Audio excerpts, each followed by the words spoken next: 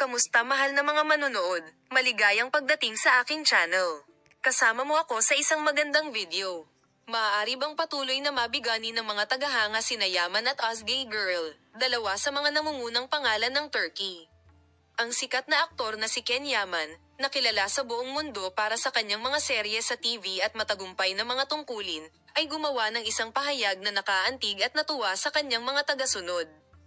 Ang aktor, na kamakailan ay nag-anunsyo na siya ay dumaan sa isang napakasensitibong panahon tungkol sa sakit ng kanyang anak, ay nagpa siya na lumipat sa kanyang dating kasintahan na si Özge Girl upang harapin ang mahirap na sitwasyon na hindi inaasahan para sa kanyang kalusugan ng kanyang anak ang pinakamahalagang prioridad para sa kanyang sarili. Sa isang eksplosibong panayam sa isang lokal na magazine, inamin niya na siya ay dumating. Dahil sa sitwasyong ito, naisip kong muli ang bulaklak sa buhay ko. Regardless of your past or the differences between us, now my son needs us to heal and I will do everything I can to provide him with stability and love during this time, she expressed with tears in her eyes. Si Özge Girl, na isa ring mahalagang sulok sa buhay ni Ken Yaman, ay nagpakita sa kanya ng kanyang walang pasubaling suporta sa yugtong ito.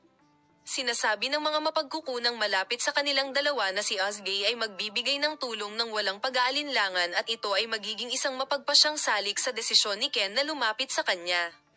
Laging may espesyal na bono sa pagitan namin ni Özge. At ngayon si Baba ay naging mahalagang suporta para sa aming anak, dagdag niya.